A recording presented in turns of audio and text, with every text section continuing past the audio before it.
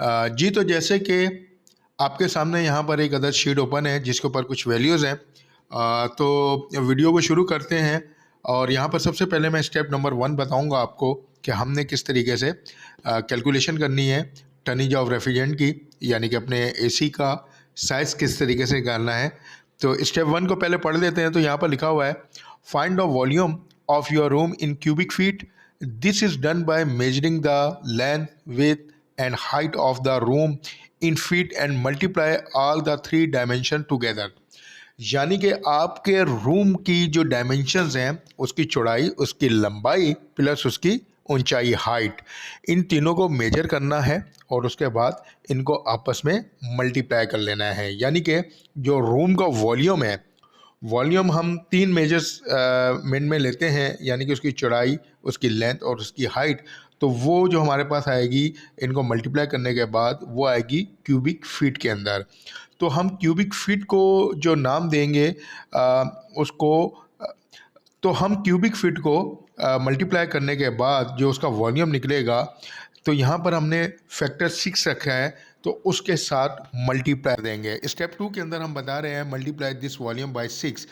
जो रूम का वॉल्यूम आएगा, उसकी मेजरमेंट आएगी, उसको 6 के साथ मल्टीप्लाई करना है, तो उसको हम नाम दे देंगे C1 का। तो ये चीज़ आप अपने जहन में रखिएगा, ध्यान में रखिएगा।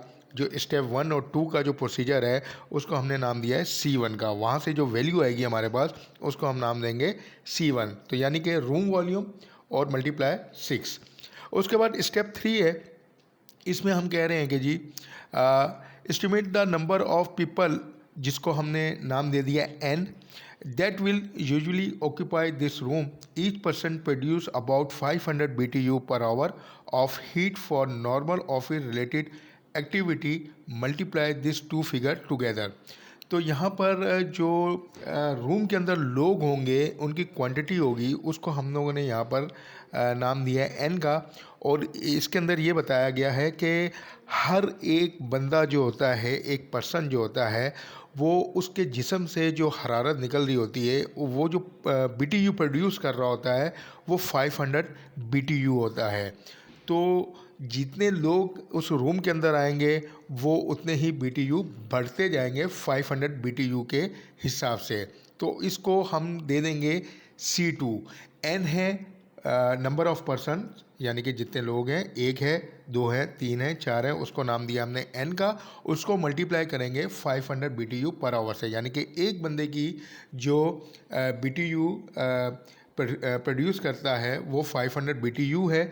इन दोनों को आपस में मल्टीप्लाई करेंगे तो रूम के अंदर जितने भी लोग होंगे, उनकी कैलकुलेट BTU आ जाएगी हमारे पास। तो इसको हमने नाम दे दिया C2 का। इसके साथ ही स्टेप 4 पे जाते हैं। तो यहाँ पर हम कह रहे हैं add C1 and C2 together and you will get a very simplified cooling capacity needed for the room। यानी कि हम लोगों ने स्टेप 1 के अंदर जो रूम की वॉल्यूम लिया था, उसको कैलकुलेट किया था, उसको 6 फैक्टर के साथ मल्टीप्लाई करने के बाद जो C1 की वैल्यू आई थी, वो हमने अपने पास नोट डाउन कर लेनी है। उसके बाद स्टेप 3 के अंदर number of peoples, number of persons, quantity of persons जितने भी हैं, उनका टोटल BTU हमने ले लिया, उसको हमने C2 दिया था। और स्टेप 4 के अंदर हम क्या करेंगे कि C1 वैल्यू और C2 वैल्यू को आपस में उन दोनों को प्लस कर देंगे, ऐड कर देंगे, जमा कर देंगे, तो हमारे पास टोटल BTU पर आवर आ जाएगा। यानी कि उस रूम के अंदर जितनी भी हमें टनेज ऑफ रेफ्रिजरेंट रिक्वायर्ड है, वो हमारे पास आ जाएगी।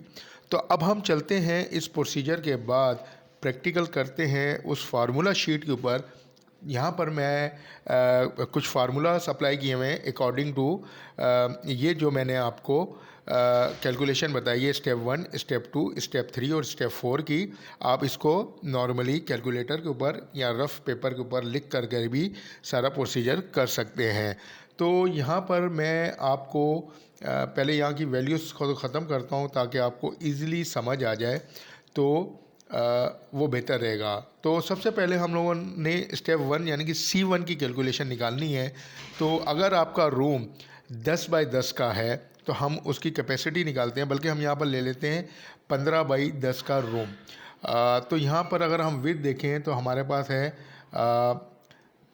15 फीट और लेंथ है हमारे पास 10 फीट, ठीक है जी। और हाइट जो होती है नॉर्मली घरों में जो रूम की हाइट होती है वो तकरीबन 12 फीट के करीब होती है, या आप एज़ पर एक्चुअल जो भी हाइट होगी आपने वो लेनी है। तो मैं यहाँ पर 12 फीट ले लेता हूँ। तो मैं यहाँ पर 12 लिखता हूँ, तो मेरे पास जो रूम की टोटल क्यूबिक फीट के अंदर जो वैल्यू आएगी, वॉल्यूम आएगा, वो यहाँ पर आ गया है 1800 क्यूबिक फीट। तो ये रूम का टोटल रूम का हमारा जो वॉल्यूम है वो आ गया। तो C1 के मुताबिक जो हम लोगों ने फार्मूला लगाना था, फैक्टर 6 के साथ मल्टीप्लाई करना था उस टोटल वॉल्यूम को, रूम के साइज़ को। तो यहाँ पर ऑटोमेटिकली जैसे कि मैंने आपको बोला था फार्मूला अप्लाई किया हुआ है।